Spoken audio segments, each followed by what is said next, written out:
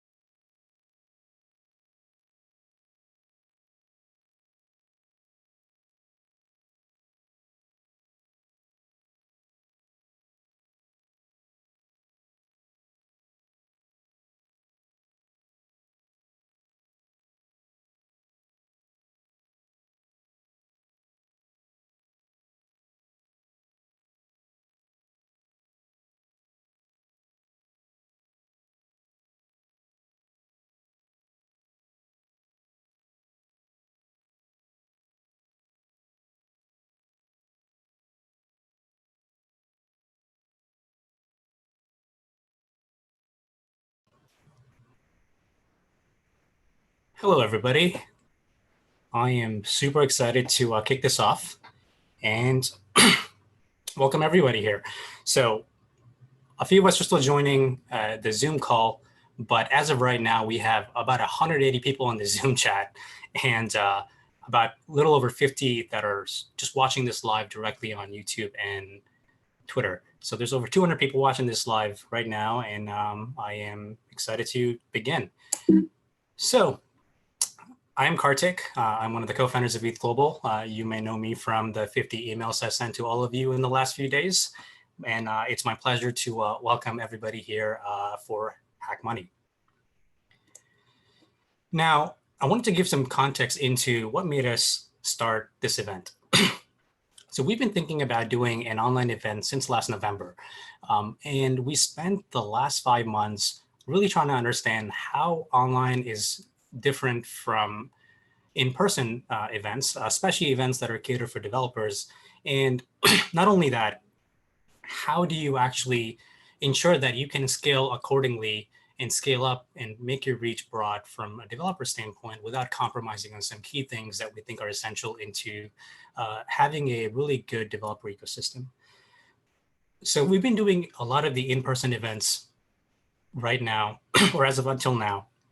And when we ask our attendees on what could have been done better, the most common thing we hear is, I wish I had more time. And it makes total sense. If you are a hacker and you are doing this for a weekend, 2 days is obviously not enough to learn something if you're new, but also make something that you're not only just proud of, but others can also use.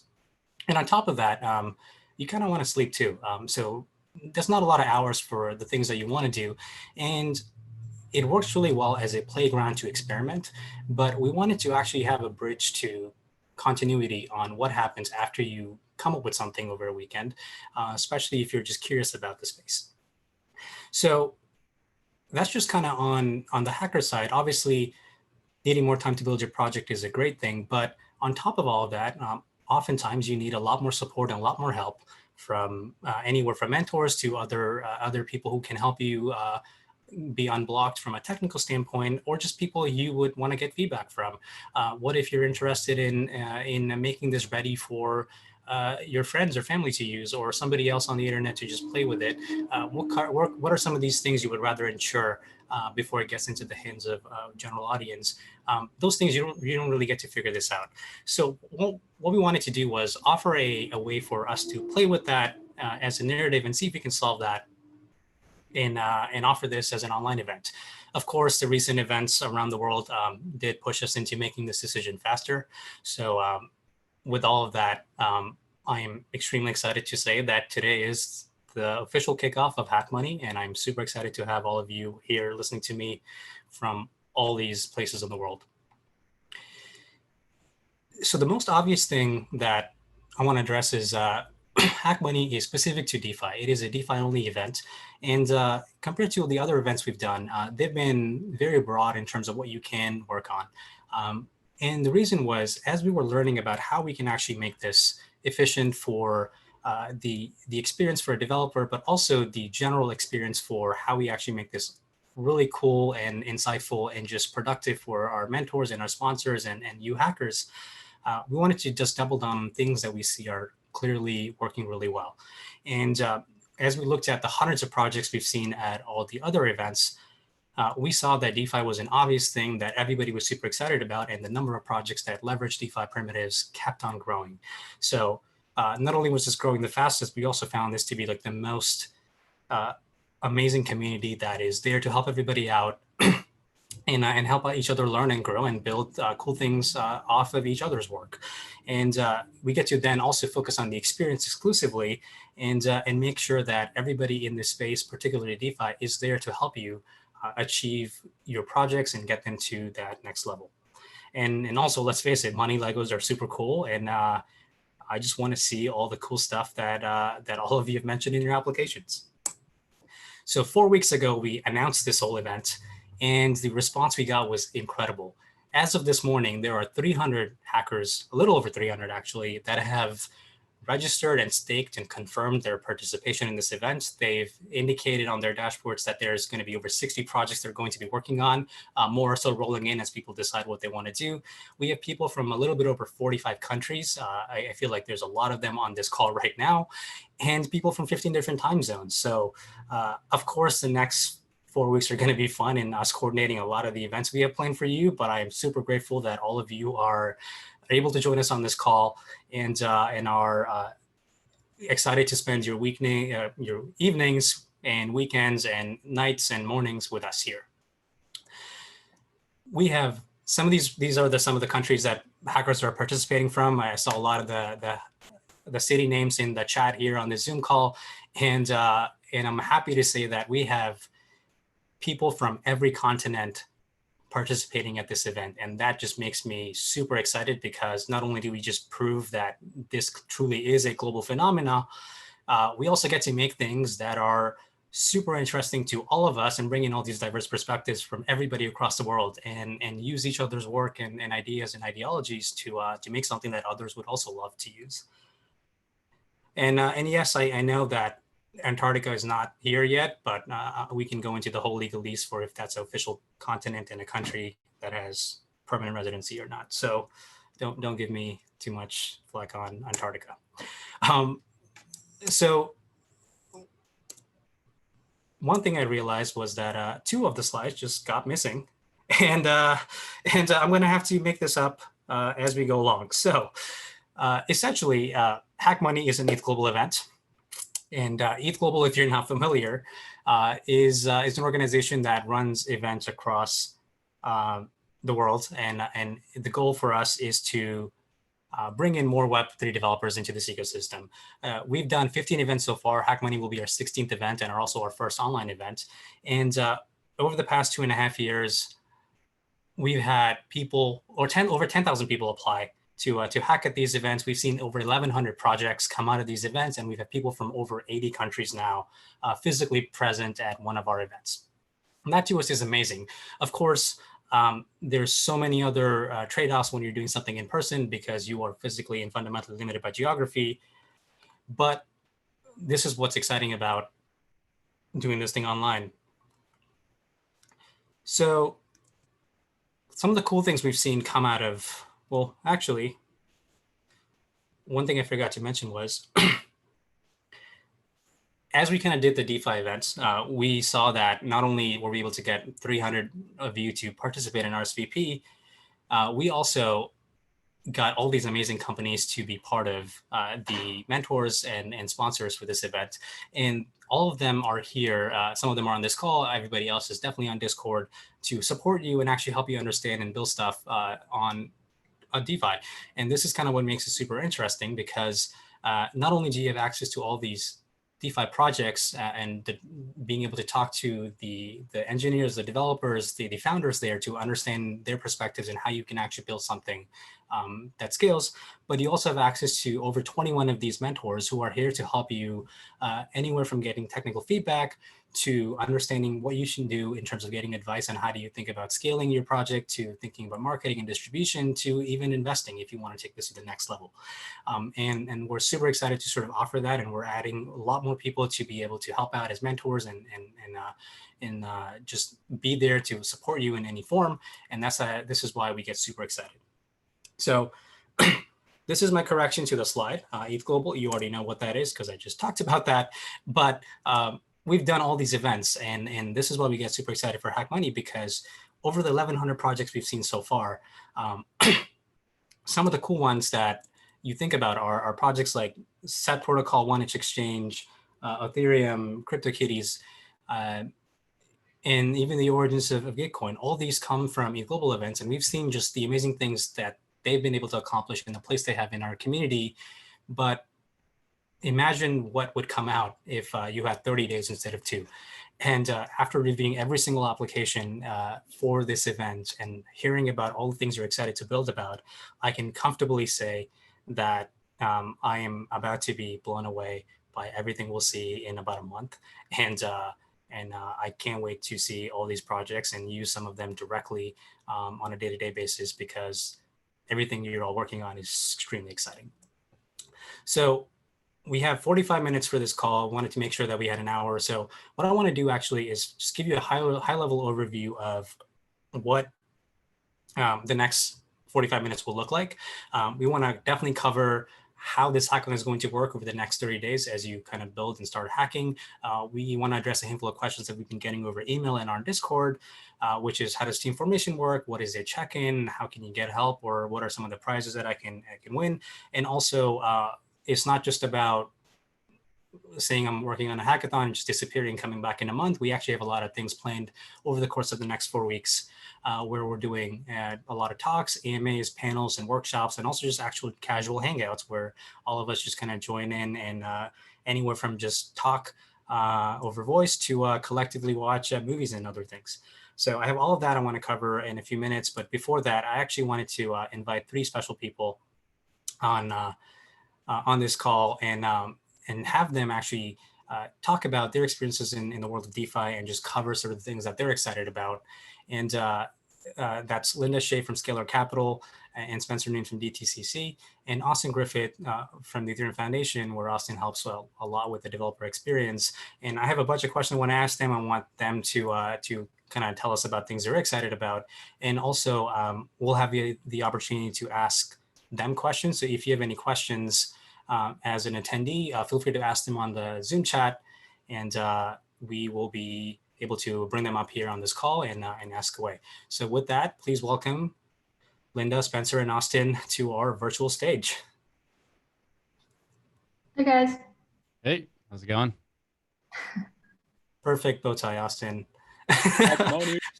So I have so much stuff I want to talk about, so we're gonna have to think about, based on the time, how much we have to cover. But I kind of wanted to start off by actually asking all of you, what is the last DeFi transaction that you made? I'll start it off. Oh, no, you go. This is gonna be so confusing. Last one I made was converting Psi to ETH and then ETH to DAI, basically upgrading my Psi to DAI, and then compound on Argent wallet. So yeah.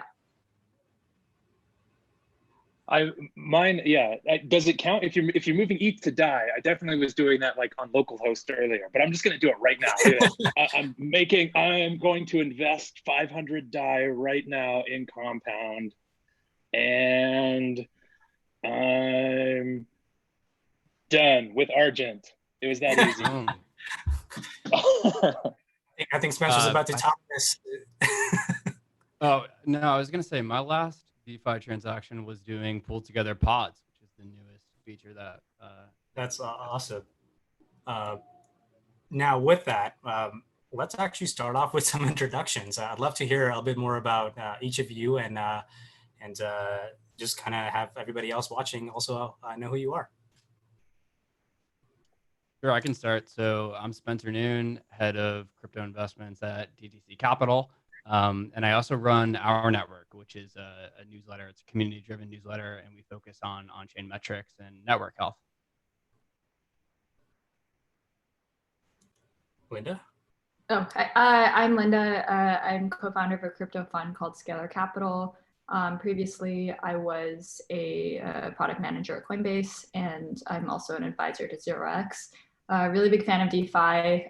We use it and participate at Scalar Capital, and so I'm excited to see what everyone's building. That's awesome.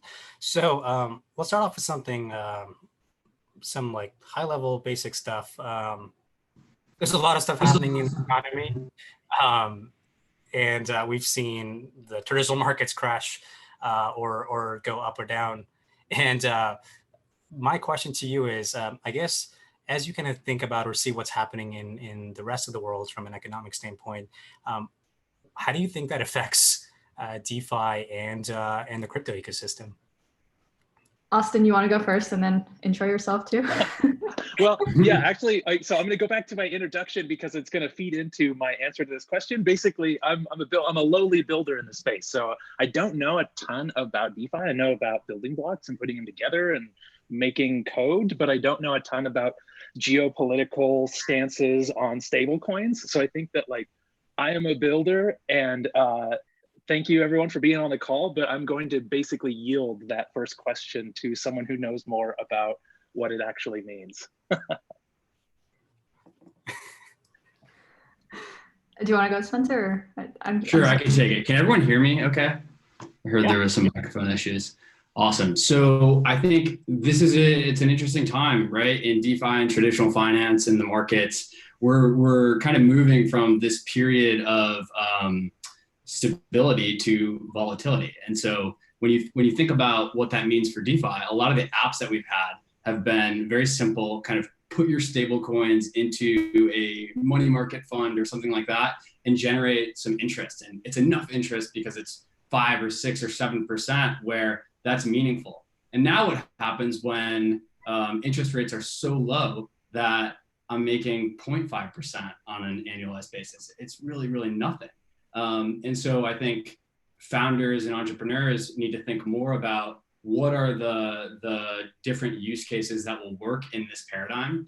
And then there's some other things to think about too. I think downside protection is one, right? So you look at companies like Open that have created insurance against your ETH, the price going down, or even I want to take advantage of volatility on the long side and, invest in something. I think we'll see a lot more products like that too. But yeah, I think in this time when we really don't know how the next few months and years are going to go, we're going to need to be on our feet to see what actually sticks. Yeah, I agree with all of that. I think it'll be interesting to see the difference between like a fiat stablecoin and a decentralized stablecoin and the yields on that. We're already seeing like some difference in DAI rates on like Compound and DYDX. And part of it could be like regulatory arbitrage, part of it could be like just the trading pairs that are offered. So it'll be interesting to see like maybe as people are like chasing yields, like we actually get some non-crypto people in to be like, wow, I can actually maybe earn slightly higher yields on these decentralized stablecoins.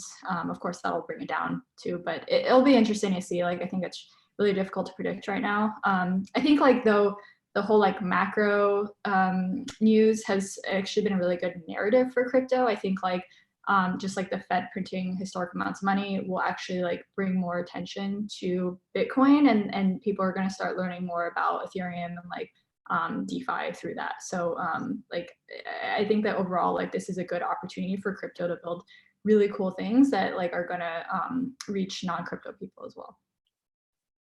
No, it's awesome. I guess like maybe Spencer, you kind of touched on this a little bit, but as we kind of look at the obvious differentiator that DeFi right now has, which is a high yield, but a lot of that is still leveraged on stable coins. And like, I think as of right now, we're nearing about 9 billion of stablecoin issuance, and a lot of them are fiat backed. Do you think that sort of shocks the whole DeFi stablecoin ecosystem, or actually like something that Linda touched on, but like what other use cases can we actually have for these stablecoins if yield is not the end goal, or doesn't it? Yeah, no, that's a great question. I think it's tough to know exactly how much, like if there's supply that gets flooded of stablecoins into the space in crypto, how much does that come over to DeFi? We really don't know the answer. I think it'll be interesting to see. There are other use cases for stablecoins, right? Remittances. I think there's been a couple of good articles written on how stablecoins could provide an alternative or an alternative to the existing infrastructure for Eurodollars. So these are just foreign entities who need access to USD, and they're using Tether or they're using USDC and something like that.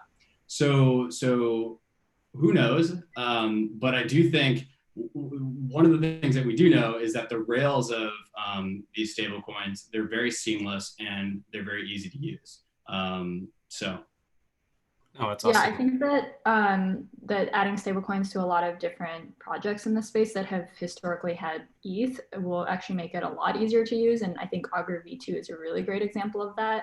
So like it's a lot harder to bet using ETH than it is just a stablecoin, because now you're being exposed to volatility of ETH price. So I think like people are going to start like adding stablecoins into these projects, and it'll allow for like a wider user base. So I think like we're only going to see a larger trend of that. And then like, I just think stablecoins at 9 billion now is just like actually so small compared to what it's going to be, which is like crazy. Cause I think like early days you had all these like kind of like startups creating their stablecoins. And then you had like larger companies like Coinbase and Circle creating their stablecoins. And I think that we're gonna have a trend of banks directly issuing stablecoins because the banks are like taking on that risk anyways. And then you're going to see like the governments themselves issue the stablecoins. And I think it's just going to like basically be so many transactions in stablecoins, which will be pretty crazy to see. If you were to make a prediction, Linda, when do you think we see government-backed stablecoins? Oh, this year. Like really? Yeah. I mean, I think like, I don't know like to the extent of how much it's like used, but I think like there's going to be like some, whether it's China's digital currency or just like some announcement of like that there's going to be serious efforts put into a digital currency. Oh, that's awesome. No, I definitely was not aware of direct efforts going on in this thing, but that is way sooner than all of us thought. So, or at least I thought. That's great. So I want to actually kind of ask each of you, but maybe starting with Austin. DeFi and just crypto specifically is very much of a good sort of mix of composability, where you get to kind of put things together in different forms, and permutations and combinations kind of come up with interesting outcomes. So as a developer, kind of why is that exciting, and sort of like what kind of do you think the potential becomes compared to like the traditional world where that may not be the case as much? Would love to kind of have all of you compare and contrast some of that, but especially I guess from the developer. Yeah, I think it's like when it's a mouthful of a word, but permissionless extensibility, right? That to me is the exciting part for a developer. The fact that everything's open source and everything's on chain, and I can go talk to your contract, or I can extend your token without having any permission from you, right? Like a mediocre developer in a weekend can write a token that wraps another token that has a new mechanic in it. That's something that no one has ever thought of before. And I think that's the really interesting, really exciting thing that we're seeing. I think really quick, we should like just real fast, just jam through like what are the like primitives, right? So you've got like, you can basically lock up ETH in a loan and get DAI, and that keeps a stable token. Like over collateralization gives you a stable coin. Then you can use that stable coin and you can lend it and earn something on that, right? Or you can put the ETH and the stable coin into a pool and you can make money on the liquidity as it moves, right? Or you could basically like, now it's like insurance, right? I was talking with a partner from Open about how that basically you can say, if I own this token, then my ETH I can always turn in my ETH at a certain amount. So insurance is like this new kind of primitive also. So I think that kind of like lays out the primitives. I missed one, like everyone let me know. But I think knowing that we have these building blocks already, and then we can add new blocks to it, and anyone in a weekend or a 30-day period, hint, hint, hint, can put together something that basically every single developer and user in the space has the ability to access, overnight. So I'm just really excited about what's going to come out of this, and already what we're seeing coming out of this. I'll pass it on now. Linda, you want to go? Sure. Yeah, I'm also very excited by that. I think like an area that I've been thinking a lot about is like, and Brian Flynn talks about this a lot, but like gaming plus DeFi. And I think like it's really cool because like you can maybe get people to understand finance a lot more or get them to like play it a lot more and be interested in finance by like gamifying things. And then on the flip side, like maybe like create some like really interesting economics in a game to like get people to like get really excited by it. So like I think that there's like a lot of cool things that you can like plug in together that like that like aren't just like the money Legos. So yeah, like I'd love to see if anybody creates anything like gaming and DeFi related, like please reach out to me. That's a really interesting kind of thing to talk about, is how like as a developer, my skills in economics, my skills in game theory, my skills in so many other different areas have to be upgraded to be able to participate in the system, which is a lot of fun because we have to learn a ton to be able to like, this lowly developer talking geopolitical economics, like I don't know any of that stuff, but it's really exciting to be part of this. So I guess maybe like I know we've kind of seen already a lot of this answered on this thing, but I'll try to spin this thing slightly differently. Do you see sort of any common mistakes as people are working on DeFi? Like a lot of the things here are definitely different than the traditional sense, because some of them are just not possible if you are in the Web2 world. And some of these things are things that we don't really know the second order effects for. Because of composability or because everything is super connected with each other. But maybe just like a light comment from Spencer and Linda on this, but and maybe one from a technical standpoint, Austin, like what do you think are some common either misconceptions or common mistakes that you see developers make as they kind of look into playing with money, so to speak? Yeah, I'll start. So I think that a lot of developers, right, we have all these different primitives that you guys talked about, and there's this natural kind of feeling that why don't I just like take them all and remix them in a way that's like pretty obvious, right?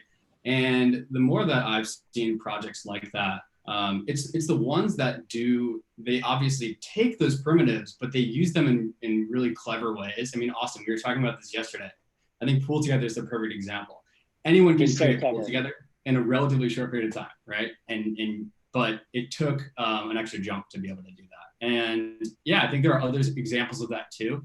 In terms of other mistakes, I don't know if this is a mistake per se, but I would love to see more companies or more developers build things that actually capture fees, because you know, we've all kind of struggled with this nebulous question, which is how do you value crypto networks? What is worth investing in? And I think for me as an investor, I spend a lot of time thinking about that question. And now we have some ways, some traditional methodologies to be able to do that. So you look at a website like Token Terminal. It's a great kind of MVP that shows all the different DeFi protocols and what's their annualized fees. And it doesn't matter what you think about is ETH money, is it not, or whatever. Uniswap is doing about $10 million in fees on an annualized basis. That's amazing. No one can take that away from them. And so I'd love to see more of that. Yeah, I just to like add on to that, like I think it's really interesting because like we're seeing more and more of these projects start adding protocol fees or having discussions around that. And I think like at a certain level, like I don't think anybody would really like fork the contract and like get serious momentum around it. So like you also have to have like a fine balance between like what are the fees and at like an extremely high level, you're like too rent seeking and people might fork it, but like there's got to be a sweet spot where it's like actually a really great fee for the protocol, but then like no one's actually going to fork it and like create something else. So it'll be interesting to see that. You know, I did have a question about business models, so maybe we can kind of dig into that a little bit more. But I know we kind of seen like obviously the potential of like what you can do with this thing and kind of how you can combine these things to come up with new products. But we've also seen a lot of the other side of that story, which is hacks, things gone wrong, or just the fact that this is irreversible as a transaction in most cases. There are consequences of not having the best guarantees around safety of your funds or the experience. How should people be thinking about the safety of funds as they kind of launch their products, whether this is a hackathon or just projects in general trying to become companies? Like kind of how do you think, like how should people trade off, or like what do you think people should do as they think about having people obviously play with the tools, but then also make sure that they're not always entirely in the testing phase? Like, is there a right balance for that as a developer or an investor, or general strategies around that? I think the tooling, like we can start at the very developer level. I think the tooling is getting a lot better for this too. We're seeing new tools that are making it easier and easier for us to debug these kind of things, and it's less of a black box now. So I think that's a plus. We're seeing the ecosystem as a whole kind of build up more, and we're seeing more auditing practices and a lot of that. I think that one mistake that we should make on the other side is the safety thing is really, really important for $1 million, right? But it's simple Solidity code, and you as a developer, get in there and break stuff. Like definitely don't be afraid of losing money when it's like a $10 or $20, even on a test net. Like get in there and break stuff for sure. But then on the other level, yes, we need all of this. We need much more due diligence. We shouldn't just be cloning projects and putting new tokens in them and stuff like that. So you have to be very, very clear with your entire stack and understanding how everything works and making sure it's fully audited and putting bounties up and putting small amounts of money into it and trying it at first before you get to that stage of kaboom. Yeah, I thought FutureSwap was actually a good example of this. I mean, they got a lot of Could you describe how they did that, or what they did? So originally they released an alpha, and they had like a really good amount of trade volume on there and liquidity, like 1 million in liquidity and 13 million in trade volume. And they actually, that was like past, I think, the interest level that for an alpha. And so they actually are ending their alpha early to kind of minimize the amount of risk, because they made it really clear, like, this is an alpha. Please be really careful. And I think like, I don't know, like users don't necessarily always respond to that. And so like they preemptively shut that down early. And so I think like having controls like that at the very early stages is a really good idea. No, that's great. I think and there is the kind of common thing we've seen everybody do is have sort of threshold-based testing. So just the way ceilings work on Maker, like you don't want to issue things that you can't handle properly. And we've seen that approach work, but there's so much more room to play around and see how we can experiment, whether that's adding the ability to kind of reverse some of these transactions or buffer them, or just have people see how this would work before they actually put in real money. And I think some of the examples, including future swap, is a great way to test that out. What are some of these creative, like anywhere from ideas to concepts to pitches you've seen, Linda and Spencer, that kind of fall into this fringes of this is what now is possible with DeFi, or things that you would like to see? Like, are there some examples you can give us that may not be mainstream yet, but you totally see something working out here? Well, I mean, Linda talked a little bit about gaming, and I think that's a great category to focus on. And maybe if I would just take a step back, right? We've had with DeFi today, a lot of the legacy crypto assets that folks are engaging with. So ETH and DAI, et cetera. But what about kind of bringing financialization to other types of assets? And maybe it's in-game assets. It could be NFT art. I think that's one that's really cool. And we've seen actually pretty decent volumes on websites like SuperRare and OpenSea, where people actually care about this. So if you take things like collateralized loans, lending, borrowing, all that stuff, and instead use, instead of ETH, you're using, I don't know, an NFT, that could be really, really cool. And I don't think we've seen a ton of use cases about that yet. Yeah, I like adding on to the art piece, like I think async art is doing some really cool stuff. Like I've talked to you about it, Kartik. Like having programmable art is just like such an insanely cool concept, and being able to pull like on-chain data and have that affect how your art actually looks is fascinating to me. And I think there's like so many interesting possibilities that are like so unique to crypto. And then, so an area that like I would really like to see is just more of the like reputation identity aspect of DeFi. I know that's like an extremely difficult topic, but maybe this hackathon being longer, someone could like actually spend more time digging into this. Just like how we have such high requirements for collateral, and this isn't actually scalable, and a lot of people aren't able to actually participate in the system because of this. And so being able to like build up a reputation over time, whether that be like people vouching for you, or that's providing your NFTs in the collateral, or just like building up a reputation by taking out loans, and maybe over time you get like lower interest rates or something. So like I would love to see like more people tackling this. Again, really hard problem, but I'm happy to brainstorm. So about personal tokens or person tokens or the me tokens and stuff like that. Like I think that's a really exciting new kind of innovation that's happened. And not just like I'm tokenizing my time, but the tools that will come with that. Like once my time is tokenized and there's a market for it, and maybe there's like a staking to-do list that if it reaches some critical commitment, then that person starts working on that thing, and then there's money streaming to them. There's so many possibilities that we can do with this code and with these primitives that who knows what's going to happen when you apply a market to something that hasn't traditionally had a market applied to it. Yeah, and I think with some of the personal token examples, we're dealing with a lot of trust with people. So, you know, I'm going to commit that I'll give you an hour of my time, and you kind of just have to take me at my word. And I know that we have this like hesitancy with things like that in the space, but because it's such a low, you know, order value, we're not talking about billions of dollars here. It's okay to trust people sometimes, and I think we should experiment with those fringe use cases.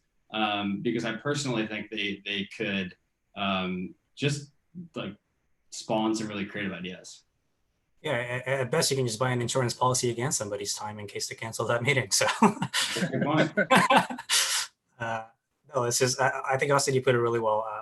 I think the best answer, like to kind of track this, is that like you actually are applying markets to anything you can think of, and that is a very eye-opening and exciting concept, because we've traditionally never had either the tools or the capability of doing so. And being able to say that something that is worth a cent or a dollar is now the same as if it was $1 trillion is the exact same economics or the behavior, and the system understands that or is independent of that. It's just a very fascinating kind of technical primitive that we just never have been able to deal with, because the granularity has never been able to scale consistently. And that to me is the most exciting part when I look at it as a developer. I don't have a lot of questions. I know we're getting a lot of stuff from the audience. I want to start asking that. If anybody on the attendee side has any questions, please feel free to type them in the chat, and I'll bring them up here. But the one thing I want to ask you here before we kind of move into only questions is, Spencer, you kind of touched on this thing a little bit, but other than just fees, have you seen any other creative sort of business models for these projects to sustain themselves, or just things that were just not possible in the non-DeFi world?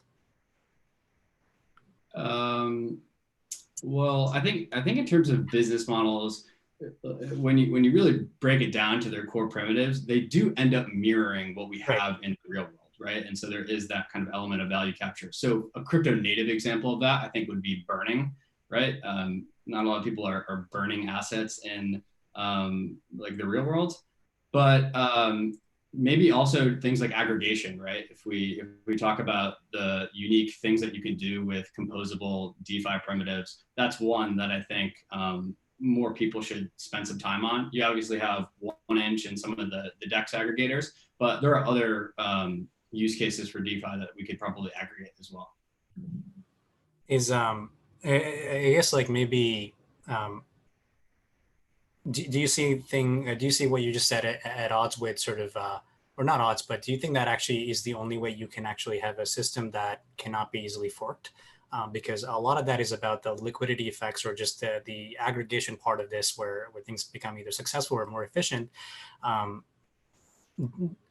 I don't really have a question, but I'm actually just curious, like, have you kind of thought about it that from that perspective of like, how does forking change if you have a different model here? Or do you think that is the only way you can converge on some of them being popular as services? Could you expand on that maybe a little bit more? I don't really know what I'm trying to ask. This has to be like a huge question. So I'm awful at business. So forking is if you could just fork up a token. Yeah, so I think everyone has this idea in framework in their mind that these are all open source protocols. And so if they are rent seeking in a way that users don't like, they're just going to be forked. And you know, if someone has a competing business, then it's zero sum. And I think in practice, it hasn't really played out that way. Although we do see with companies like dForce take code from other companies and start using it. And I think who knows what happens. It really is going to depend on a case-by-case basis. But I don't think that forking is this like crazy threat that a lot of people make it out to be. No, I agree, even though I have no idea what I asked. No, that's great. So we're getting a bunch of questions. I think one comment I see is that forking is a feature, but it doesn't mean just because you have that feature, you can claim it. So I have a couple of questions I want to ask, but before we move into just the questions part, I want to end this off by asking each of you just kind of what are some of the things that make you super optimistic about the space and specifically the future of DeFi, and kind of what you're excited about over the next few months to few years? I said this yesterday, and I think that taking a word from you, Kartik, when you were interviewing Vitalik and Joe, you said compounding pace. And I think that phrase compounding pace, like we have compounding interest and a lot of other stuff in DeFi, but the fact that our development space is moving at a compounding pace, and each time we have one of these hackathons, we get new tools, we get new primitives, we get new products.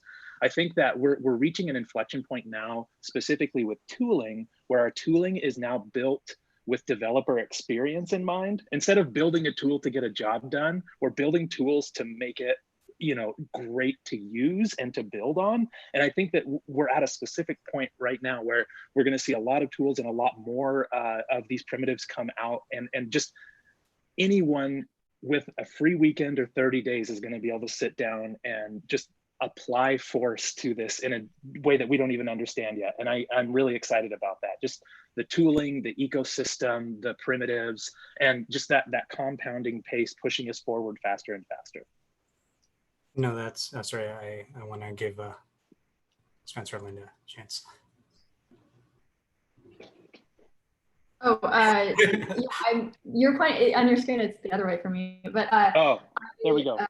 I'm really excited by just like the entrepreneurs building the space. Like I'm constantly meeting with just like brilliant people who like specifically chose to spend their time building in DeFi, which is like a really great sign to me. And then like I also spend a lot of my time talking to institutional investors about crypto, and like I've been like trying to talk to them more about DeFi and explaining it to them. And like a lot of them, like once you get past like explaining how Maker works, which takes some time, they actually are like, wow, this is actually really cool. This is like totally just operating on its own, and there's no centralized company that's controlling this or government. And like they like start understanding this and thinking that it's really interesting. So I think like over time, like as we build more and more products that like might be familiar to non-crypto people, like I think we're gonna like widen the audience of like who's actually participating in this, and like of course abstracting away like the DeFi components of it. So like I'm just really excited because I think like the entire user base is gonna grow like a lot over the next few years. Yeah, I would say that I'm most excited about just all of these new protocols or existing networks actually that are decentralizing and giving ownership to their communities and having these be kind of community owned and operated networks. That's like, we have the opportunity to do this on a really large scale that's never been done before. And I think you look at companies like Compound, they're really blazing a trail in terms of how companies in the future are going to let their users actually be the owners. And so I'm excited about that. And then in terms of things I'm optimistic for, I would echo some of the things Linda talked about. We're kind of reaching this inflection point where we have these interesting macro conditions and some early use cases or early signs of product market fit. I would say the fiat stablecoins being issued at an alarming pace recently is a good signal there. And when you think about developers, the rate of new developers entering the space is actually, it's not, we're not hockey stick. There's not 1,000 more than there were a year ago. And so you've all got just an incredible opportunity to take advantage of these primitives. Everything is getting battle tested and ready. We have new use cases. It's almost the perfect storm to be a developer and an entrepreneur in this space. So I'm really excited to see what happens over the next year. No, that is so good. All three of you. That's so well put. I think kind of takeaways from this answer is that abstraction is not a bad thing. I don't have to worry about TCP and IP right now in Web 2, and we will eventually get to a world where I can just assume things work the way they're supposed to and not worry about the lower level of that stack. And if I were to maybe incorrectly summarize Linda and Spencer's comment, we're getting to the point where we don't get called crazy after we describe how something works by everybody else. So the more that happens, the more we get closer to consumer adoption, and that is also wonderful. When you're like the Charlie meme, when you're putting all the stickers on the board and everything makes sense to you and no one else. Yeah, we've convinced them what Maker is. Just have them understand what a flash loan is, and we should be golden. Oh my God. So one last question I have for the audience, and we'll move on to the rest of the logistics for this event is, I guess, what kind of role do you think DAOs can play in DeFi?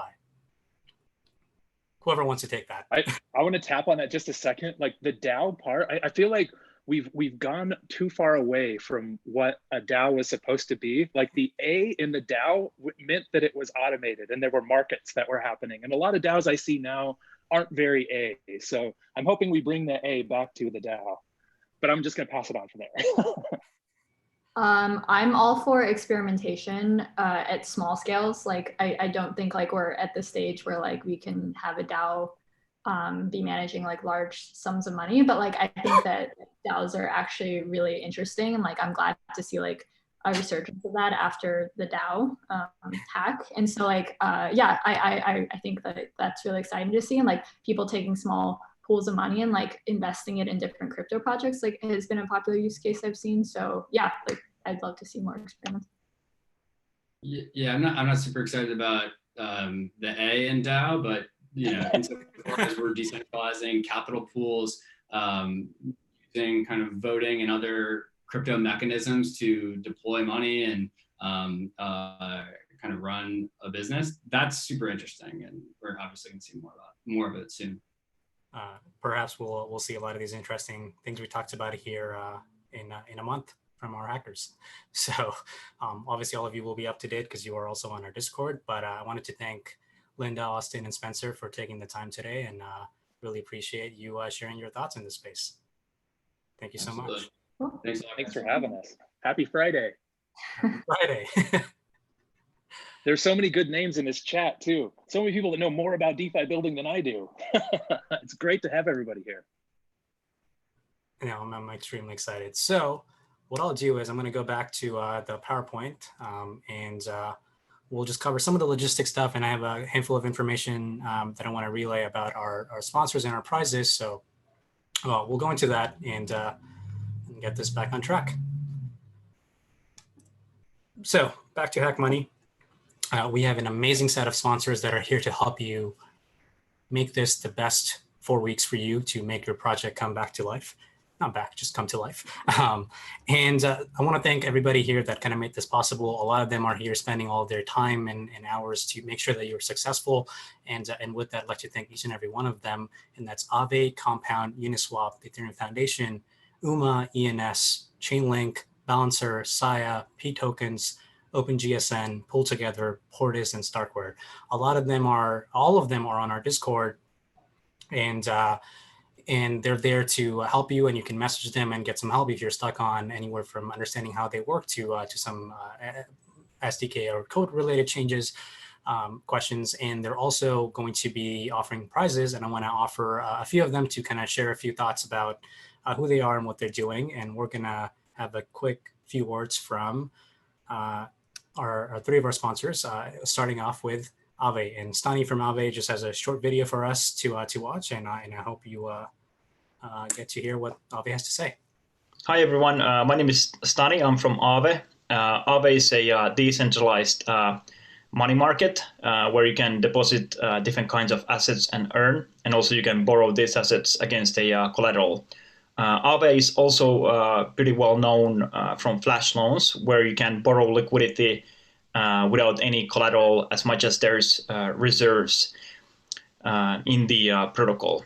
Aave is quite big protocol at the moment, pretty much one of the known DeFi protocols out there for lending and borrowing.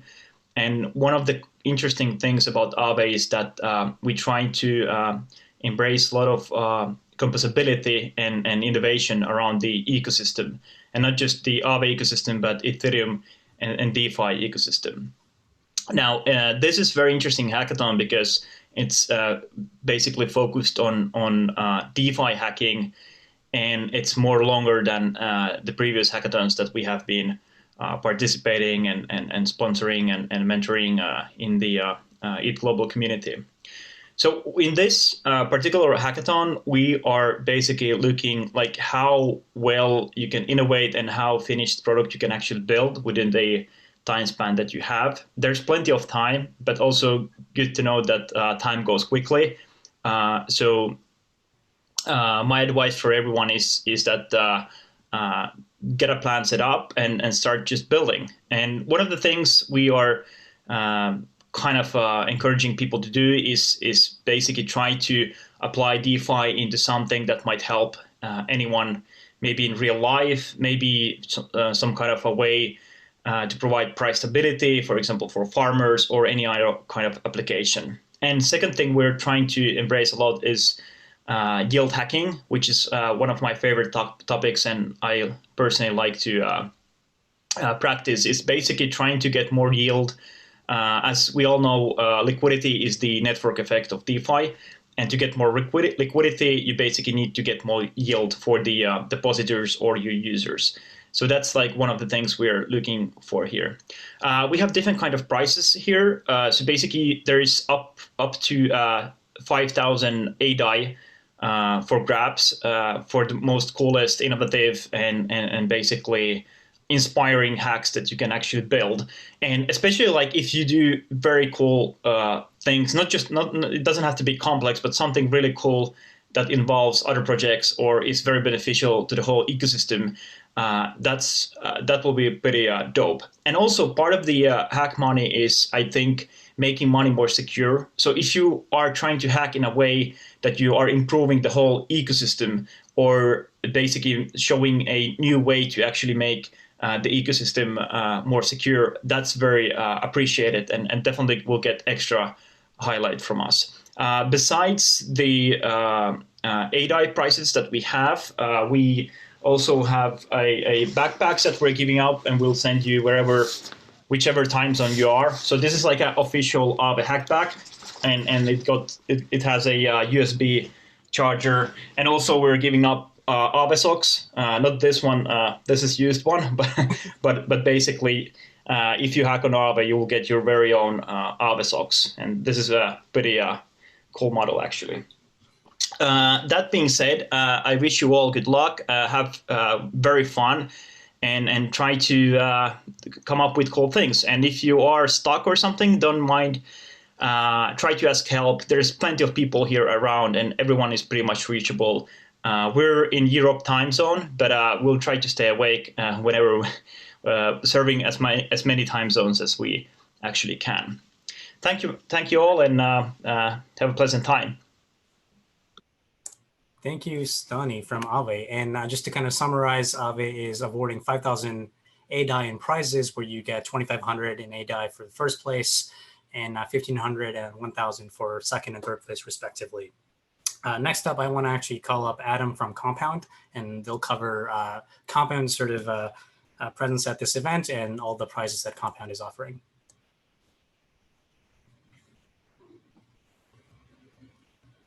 Hi everyone, I'm Adam, the Developer Relations Lead at Compound.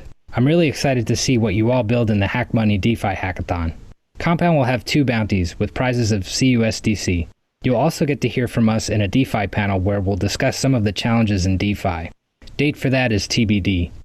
Before I go over the hackathon bounties, I'll tell you a little about Compound. Compound is an autonomous interest rate protocol made of Ethereum smart contracts. The protocol is made for developers that are building DeFi applications. Each of these assets are supported by the protocol.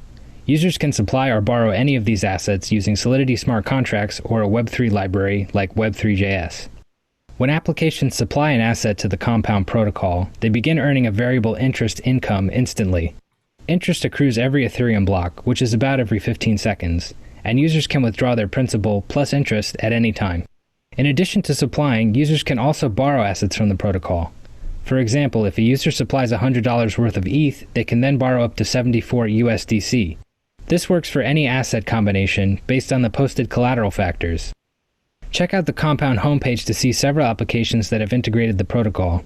We also have thorough smart contract documentation, REST API documentation, and developer quick start guides to get moving fast and easy. There are 2 Compound bounties up for grabs in the HackMoney Hackathon. The first is for the most creative use of the Compound protocol's community governance smart contracts. Build an application, SDK, or API that has a practical use of comp and governor. The prize for this bounty is $1,000 of CUSDC. Check out the Quick Start Guide for governance, which includes code examples at compound.finance/docs. Governance is live on mainnet and Ropsten. The second bounty is for the most creative use of protocol borrowing. Build an application, SDK, or API that uses the C-token borrow function. The project's code must use at least one C-token contract's borrow method. The prize for this bounty is $1,000 of CUSDC. Contracts for borrowing are live on all testnets and mainnet. We'll be holding office hours at 11:30 a.m. Pacific time every Friday during the hackathon. You can also ask questions in the Discord channel. Be sure to @AdamB. Good luck to all the builders, and I'll see you soon. Thank you, Adam. So as Adam mentioned, Compound will be doing 2 prizes at a total of 2,000 CUSDC, where 1,000 of it will be for the best hack on Compound leveraging borrowing, and the second prize for 1,000 CUSDC will be for the best hack that leverages Compound governance. And then lastly, I want to actually invite Noah from Uniswap to share a few thoughts on why they're excited about HackMoney and the prizes that Uniswap is hosting for this event. Hey HackMoney, Noah from Uniswap here, coming to you from quarantine in New York City. we're really excited to be sponsoring this event. It's going to be a super fun, productive 30 days. And as a bit of an incentive to builders, we're going to be offering 5,000 DAI of bounties to build on top of Uniswap v2. The prizes are going to be divided into first, second, and third place, offering 3,000, 1,500, and 500 DAI. And we're looking for projects that build on top of the Uniswap v2 testnet release, which includes decentralized oracles, ERC20 pairs, flash swaps, and a lot more really exciting features. All the details on Uniswap v2 can be found on uniswap.org, and we're also going to be in the Discord throughout the event. So feel free to pop in, ask us questions, and we're going to be there to help you through. We can't wait to see what you build, and good luck. Thanks, Noah.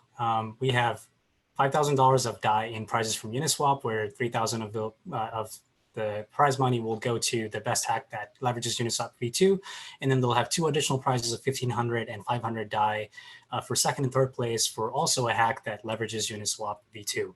So these were some of just our key sponsors we wanted to highlight, but there's a few more other prizes by other companies that are available to all of you as hackers, and I want to just quickly run over them and then cover the logistics, which should take about 5 more minutes.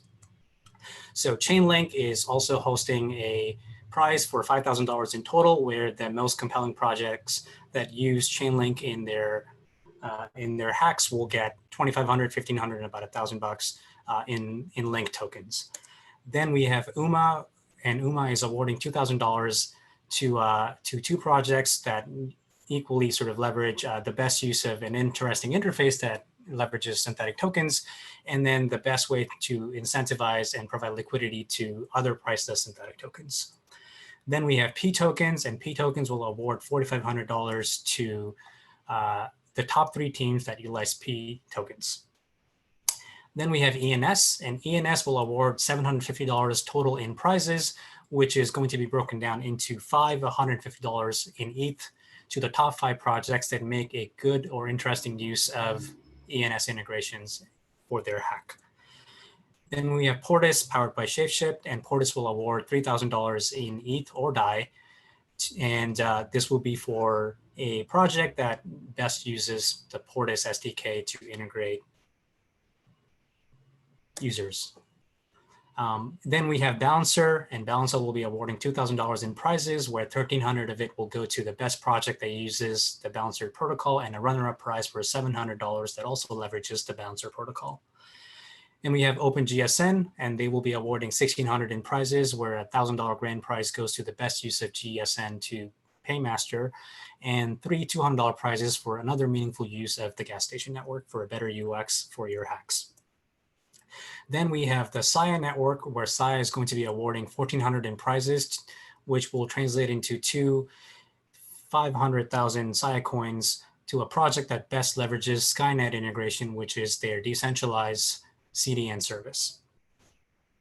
And of course, even though I ran through all of this thing super quickly, you can go to hackathon.money/prizes to get details on all of these with instructions on what the nuances are. And also you can reach out to all of these companies and the team members on the Discord channel on their specific sponsor channel name. So real quick, I want to cover some of the logistics. Everything here will happen on Discord. We will obviously keep on doing some of these calls online here, which is on Zoom or Discord voice channels, but all HackMoney channels and all the participants are going to be added to a private group that gives them access to all the HackMoney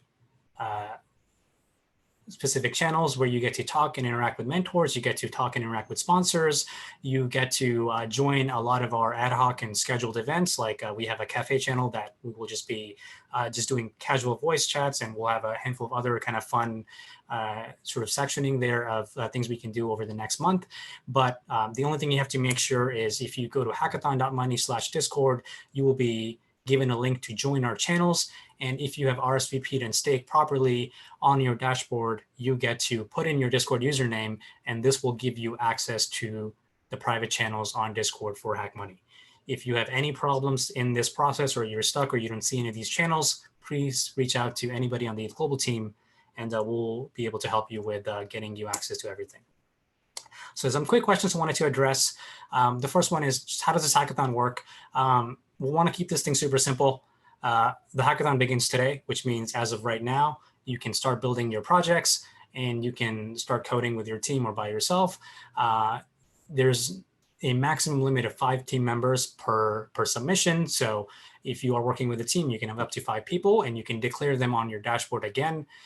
If you have any problems with that, please message us. And the only kind of thing I want to kind of remind everybody is that even though you are totally free to use any open source libraries, you can leverage all of the existing work in this field. It's just that when you are starting a project, you should have begun it also in that same timeline so we can keep this fair to everybody else. So if you think you're in a position where somebody, the thing you're working on, it was something you started a while ago and you want to just continue working on that, we want to make sure that that is within the criteria of the event. And if you are in that position, please reach out to us so we can kind of just see what's going on for that particular situation. Another kind of obvious thing I want to point out is what is considered DeFi. We want to keep this slightly high level, which is if your hack involves anything in lending, borrowing, trading, payments, insurance, or any financial services or products, we'll consider a hack to be DeFi, and this qualifies for a submission or a prize. And if you have any questions about if your hack may not be considered DeFi by is this definition or maybe in the fringes, please reach out to us and we'll be able to help you with that as well. The most kind of common question we got was, what is a check-in? And the quick answer on a check-in is that we just want to make sure that we're able to help you with getting your project to the end state of it being cool and usable by anybody, including yourselves. And because this is a month-long process, we want to make sure that we can have some efforts around making sure that everybody feels connected with everybody else that's participating. So a check-in is when one of the ETHGlobal team members will reach out to you about once a week and just kind of get an update on kind of how things have been going, what do you need help with, or if you're stuck somewhere, we can kind of help you with how to get unblocked. And as a result, we'll have on average about 4 check-ins for this course. And they can be done either over voice or a call or just directly in text over Discord, because we have to keep in mind all these time zones. So as you respond to the check-ins and you submit something, you get back your stake, and that is that's the simple sort of process around how check-ins work. Some of you have also kind of talked to us about I don't have an idea or a team. And if you are on the HackMoney Discord channels, you will see 2 channels named Hack Ideas and Find a Team, where you get to collaborate with others and get feedback or find others who might be interested in working on your idea. But also over the past week, we've reached out to a lot of you who've indicated that they're looking for a team and started working on a team finding and matchmaking process. So a lot of you already would have those details figured out. But if you are in a position where you need to find another team member or would like to join a team, please check out the Find a Team Discord channel, and we'll be doing a call next Wednesday where we're connecting everybody else and matching them with the ideas and the team members and the skill sets that they need. And also, it's totally okay if you want to hack by yourself. You don't necessarily have to work on a team, but if you are looking to anywhere from learn or find somebody with complementary skill sets, you have the option to find somebody who's also looking for the same thing. And lastly, we'll cover a handful of stuff around judging and submissions over the next couple of weeks, but judging and your submissions are due on Sunday, May 24th at 11:59 p.m. Eastern Time. That is 30 days from now, and we'll be walking you through a lot of those details, and if you have any questions, we're also happy to answer them. And lastly, the next 4 weeks are going to be eventful from our side. We're doing a lot of things from our end to make sure that we're offering a very similar experience to the in-person events you may have attended, and you have an opportunity to talk and interact with everybody that's involved. So this is just a quick highlight of what the next couple of weeks look like, but we'll be posting most of this in a lot more detail on the website and also on Discord. But over the next 7 days, we'll be hosting a tutorial on Solidity and a dev stack setup using Bidler this Monday. Then I talked about the team formation call if you are looking to join a team. And this coming Friday, we have an AMA with Stani from Aave. So you get to ask him and the Aave team questions about their company, their process, how flash loans work, and anything else you want to know. And then we're also doing office hours with a lot of our sponsors. So if you have any questions about using a particular SDK or a protocol, you get to just join their office hours this coming week and just ask them questions live. And lastly, I want to just make sure that you all pace yourself. We don't want this thing to be exhausting. We don't want this thing to feel like a stressful environment. We want you to have fun. What we're trying to do is also learn as we go through this thing for the first time, what we can do to actually resemble an experience that is similar to what an in-person event would be. And we want to actually learn from you too. So if you think something could be done better, if you think something is going really well, we want to hear about that, and we want to help improve as we go live. So we want to make sure that you're not stressed as you participate in this thing. There is not a lot of high expectations from you. It's just, we just want you to be successful. So if you're in a position where some things are not working, just let us know, and we want to hear you out. And if you have any other questions, you can go to hackathon.money/hacker, where we have a very big doc that addresses a handful of other things that I haven't talked about in this slide. And obviously, you can ask these questions on Discord, and we can answer them for you directly.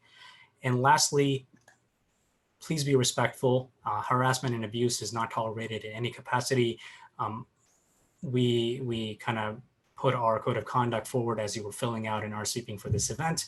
But if you have any questions about our event rules and just a code of conduct, you can go to ethglobal.co/rules to learn more about how we actually manage and behave at all of our events, whether they're in person or virtual. And with that, I want to wish everybody happy hacking, and we'll see you all on Discord. Thank you so much for taking out the time today, and good morning, good afternoon, good evening, and good night to all of you. Bye-bye.